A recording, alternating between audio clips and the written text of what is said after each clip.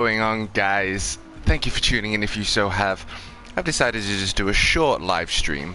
Short because it's going to be a quick little review of Project Cars 3. And I've decided to do it now because we are at Cadwell Park. Cadwell Park for me is local. I've been on track with Cadwell 3 times. Loads of fun. On a bike, I might add, motorbike, but nevertheless. So we're going to just jump into a race. I'm gonna stick. All the assists are off. Grab manual. Keep focused. Keep slipping, so I'm having to.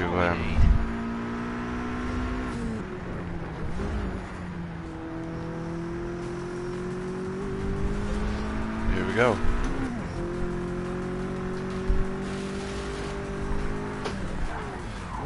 So my initial review of Project Cars 3 is that for sim racers you are going to be severely disappointed if you are not familiar with the Project Car series. The force feedback is just not there. It's not really giving you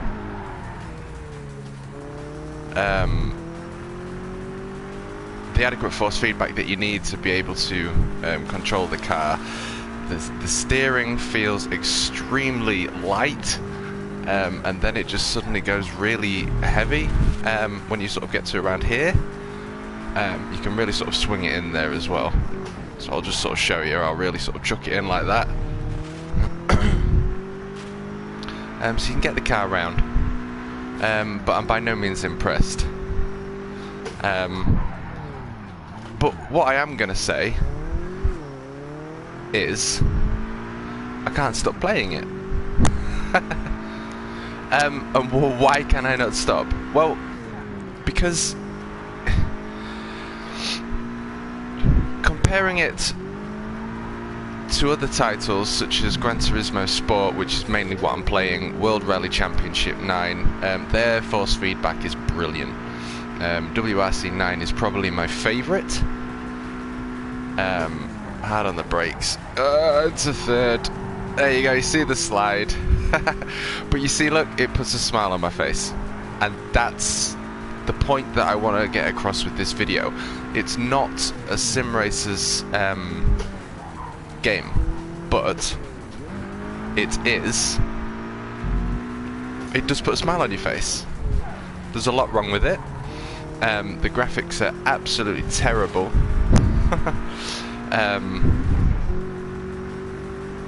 But it's giving me what other sim racing games aren't, and that is a level of engagement that puts a smile on your face. I think the way they get the speed across to you is spot on. I love that where the helmet looks towards the apex. It adds an extra dimension to the game, which I love. And when you start getting into slides and it's wet and it's just so much fun. You just don't get it anywhere else. Gonna cut that there. Yeah, on the power. Just thought I'd see if we could make it. Up into fourth. The other thing that I absolutely love about this is the customizability that you have with this. You can completely customize the car, the number plate, as you can see there, TMK 444. Customize the rims, customize the colors, customize your character. There's just so much to it that as a racer you love. Failed. Okay. It's probably because I went off track or hit something. So we'll do that again. It was doing this last time. I did a time trial.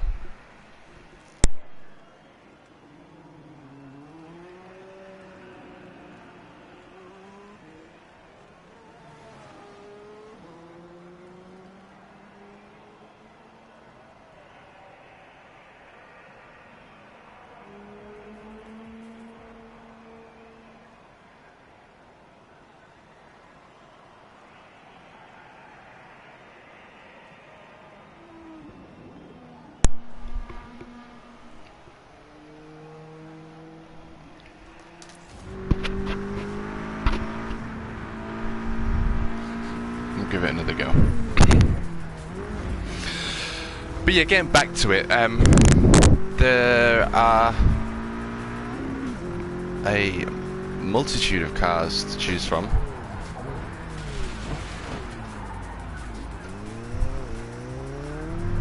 It's just such a weird steering. The steering I just can't get used to, but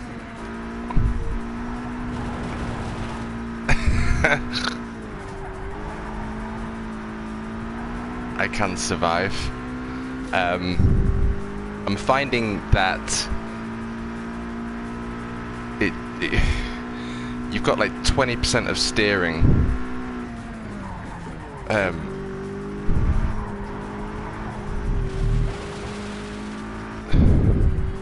Just navigate these corners. So as you get to around about here, so I'll just show you again. There. That's where it starts to change the dynamics of the car in the sense that it swings the car in. Now, that is a realistic feature, but it's the way that it's translated across the steering wheel. It's just not... it's not sufficient.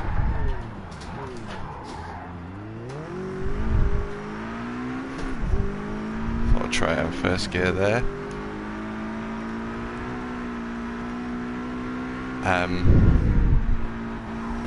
With, oh no, I think that's going to invalidate my time.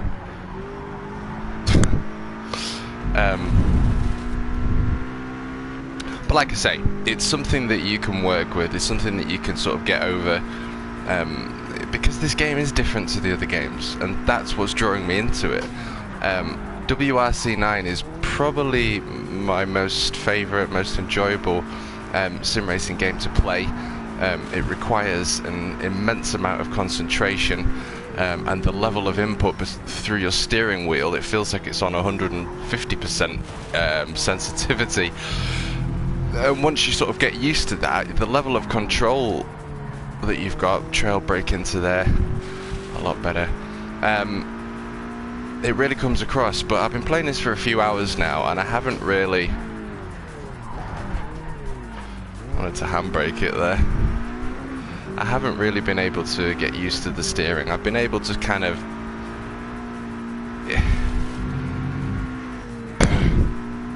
get as used to it as I need to, but it's just really sloppy, and then you chuck it in and then it starts to slide, and it's just not what you want.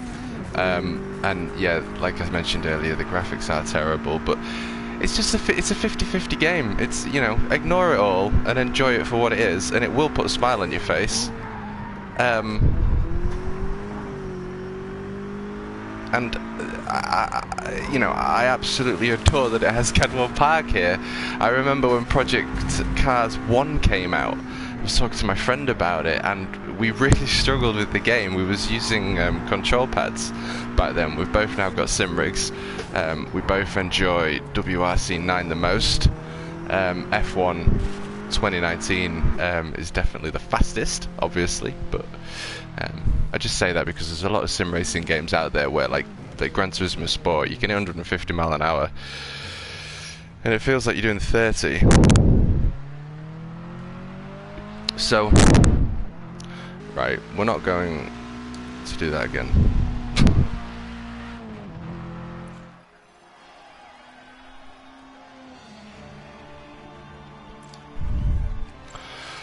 So we'll move on. I've definitely got quite a few credits now, so I should be able to buy a beast of a car, but I've still got a few road E's to do.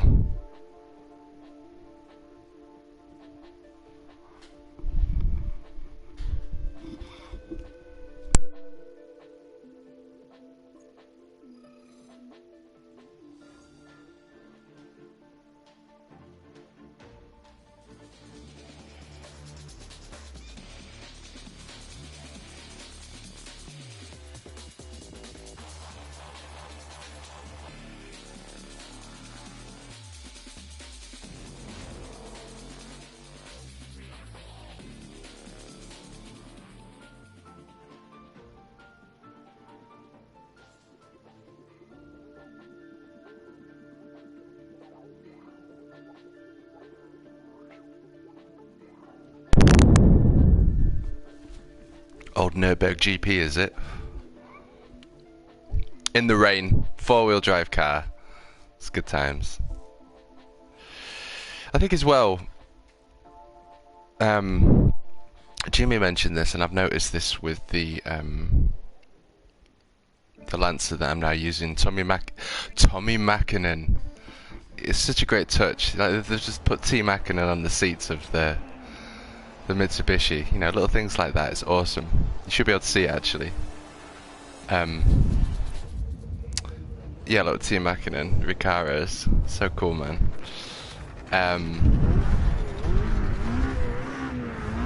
But yeah, as you change gear, so I will change gear now. Second.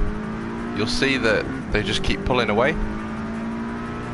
Their gear changes don't seem to affect them AI. Jimmy mentioned this, and he's absolutely right. Jesus, what what's that guy got in his car?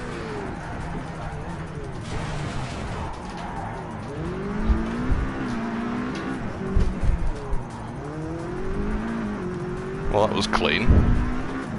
It's usually not. Yeah, the AI is on low with regards to aggression. I put it on high just for a laugh, just to see what would happen, and it's undrivable. It's absolutely undrivable. They're literally, it becomes a game of Wreckfest. They exist to, you know, knock you off. It's the most unrealistic experience. But again, it's just not a sim racers game. It's just a fun game to pick up and play, and I keep coming to it. I know it's not something that, you know, I'm going to get into full time, because there's by no means esports on this, and there by no means should be esport. Oops. There by no means should be esports on here. I didn't get a penalty for that. Lol. Watch out for the white lines and painted curves. You'll get a lot less traction on those. Well, it's just started to rain, so now we're going to see. Last lap now. Keep pushing into the checkered flag and be prepared to defend your line. Its capability in the wet, so I'm going to be on the brakes early.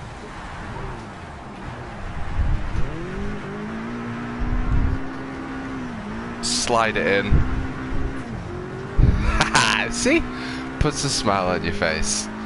You just can't get that out of Gran Turismo. Oh god. I was thinking I was going to go straight on like I was in Gran Turismo. Save!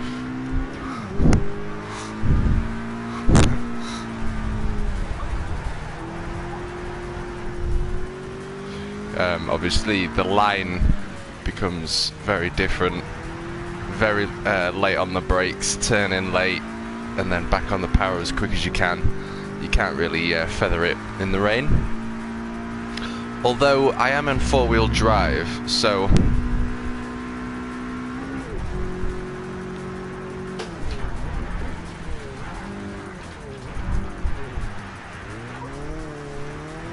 my level of that drift there, so easy to control, whereas the other car that I only have 2 in the garage at the minute.